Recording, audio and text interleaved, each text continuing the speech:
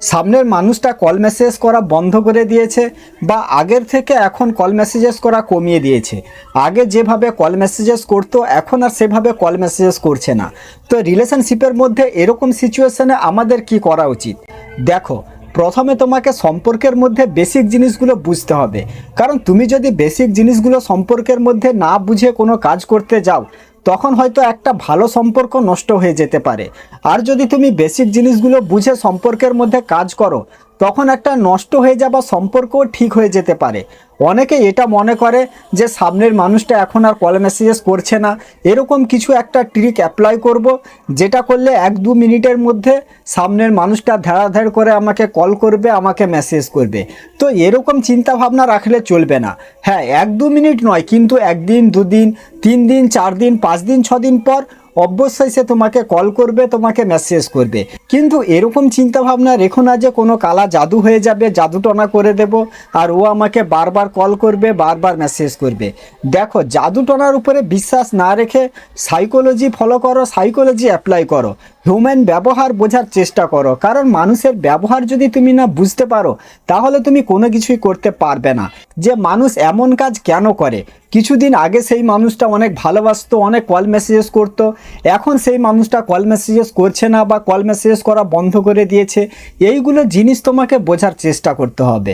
প্রথমে এটা দেখো যে সেই মানুষটা কল মেসেজেস করা যে কমিয়ে দিয়েছে বা কল মেসেজেস করা বন্ধ করে দিয়েছে, এর পিছনের কারণ কি? কারণ খুঁজে তোমাকে বার করতে হবে। কারণ অনেক সময় এরকমও হয় যে সম্পর্কের মধ্যে আমরাই ভুল কাজ করে ফেলি। আমাদের কিছু ভুলের জন্য সামনের মানুষটা আমাদেরকে কল করে না, মেসেজ করে না। যদি তোমার এটা মনে হয় যে তুমি সম্পর্কের মধ্যে কিছু ভুল কাজ করেছিলে আর তোমার ভুলের কারণে সেই মানুষটা এখন আর তোমাকে কল মেসেজ করছে না, তাহলে নিজের ভুল শুধরে নাও, সেই মানুষটার কাছে সরি বলো, সেই মানুষটা কল মেসেজেস করবে। সেই জন্য একটা জিনিস এখানে বলে দিই, অনেক সময় সবাই এটা মনে করে যে যেই মানুষটা ছেড়ে চলে যায় সেই মানুষটা সব থেকে খারাপ, কিন্তু এরকম নয়। সব সময় যে যেই মানুষটা ছেড়ে দেয় সেই মানুষটা খারাপ, এরকমও কিন্তু নয়। কারণ অনেক সময় সামনের মানুষটা এমন ব্যবহার করে, সামনের মানুষটার ব্যবহারের কারণে আর একজন তাকে ছেড়ে চলে যেতে বাধ্য হয়ে যায়। দ্বিতীয় নাম্বার পয়েন্ট, এখানে তোমাকে দুটা জিনিস দেখতে হবে। প্রথমে এটা দেখো যে সেই মানুষটা যে তোমাকে কল মেসেজ করা বন্ধ করে দিয়েছে, সে কি এখন সিঙ্গেল আছে নাকি সে অন্য কোনো সম্পর্কের মধ্যে চলে গেছে, অন্য কারোর সঙ্গে কথা বলছে। কারণ অনেক সময় মানুষ সিঙ্গেল থাকে, পরিস্থিতির চাপে বা ফ্যামিলির চাপে সে কল মেসেজ করতে পারে না। তো এখানে তোমারও তার পাশে দাঁড়ানোর দরকার, তার হেল্প করার দরকার। আর যদি তুমি এটা দেখো যে সব কিছুই ঠিক আছে, তারপরেও সেই মানুষটা কল করছে না, মেসেজ করছে না, তো এখানে সেই মানুষটাকে সাইলেন্ট ট্রিটমেন্ট দাও, নো কন্ট্যাক্ট রুল অ্যাপ্লাই করে দাও। অনেকেই নো কন্ট্যাক্ট রুলের ক্ষমতা কতটা এটাই বোঝে না।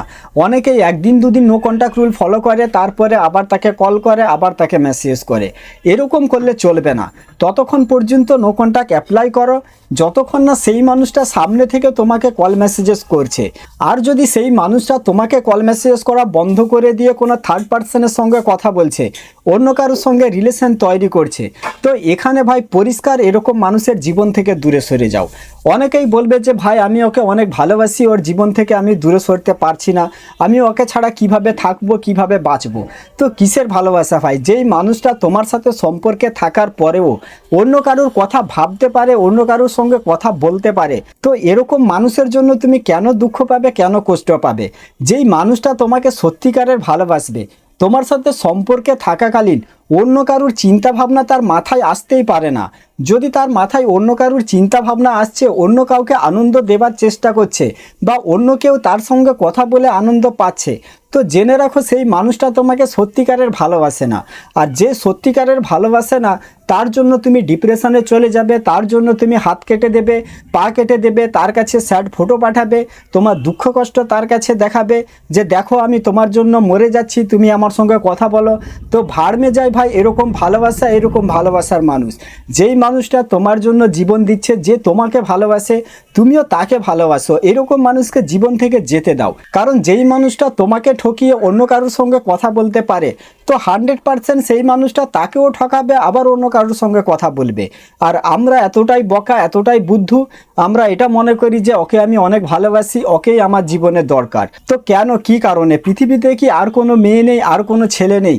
তুমি কি তার মতো মেয়ে মেয়ে পাবে না নাকি তার মতো ছেলে পাবে না, যে তার আশায় তুমি বসে থাকবে যেই মানুষটা তোমাকে ভালোবাসে না। সব কিছু জানার পরেও বুঝার পরেও সেই মানুষটার কাছে নিজের সেলফ রেসপেক্টের ধৈর্য উড়িয়ে দিচ্ছ, বারবার তার কাছে ছোট বাচ্চার মতো কান্নাকাটি করছো যে আমার সাথে কথা বলো, আমাকে কল করো, আমাকে মেসেজ করো। সেই মানুষটা কি ছোট বাচ্চা, কোনো কিছু বোঝে না? সে কি এটা জানে না যে তুমি তাকে কতটা ভালোবাসো? সব কিছুই জানে, সব কিছুই বুঝে, খুব ভালো করে সে এটা জানে যে সে কেমন ব্যবহার করলে তোমার দুঃখ হবে, তোমার কষ্ট হবে, কেমন ব্যবহার করলে তুমি তার উপরে রেগে যাবে। সব কিছু জানার পরেও বুঝার পরেও সেই মানুষটা তোমার সাথে এমন ব্যবহার করে যাচ্ছে, আর তারপরেও তুমি তার কাছে রিকোয়েস্ট করছো, তার কাছে চোখের জল ফেলে যাচ্ছ। তো এভাবে পড়ে থাকলে থাকো তার জীবনে, সারা জীবন সেই মানুষটা তোমার সাথে এমন ব্যবহার করবে, শুধুমাত্র ইউজলেস পার্সন হিসেবে তোমাকে তার লাইফে রাখবে, আর তুমি সারা জীবন শুধুমাত্র দুঃখ কষ্টই পাবে। তো শেষে একটা জিনিস বলে দিচ্ছি, যে আমি বলছি বলে তোমাদের ভালো সম্পর্ক তুমি নষ্ট করে নেবে এরকম কিন্তু নয়। আগে ভালো করে সব কিছু যাচাই বাছাই করো, সব কিছু খোঁজ খবর নাও, তারপরে সম্পর্কের মধ্যে যেটা করার সেটা করবে, ঠিক আছে? তো আজকের ভিডিওটা এখানে শেষ করছি। সবাই ভালো থাকবেন। ভিডিও ভালো লাগলে চ্যানেলটা সাবস্ক্রাইব করে রাখবেন, আর ভিডিওটা বন্ধু বান্ধব বান্ধবীদের সাথে অবশ্যই শেয়ার করে দেবে।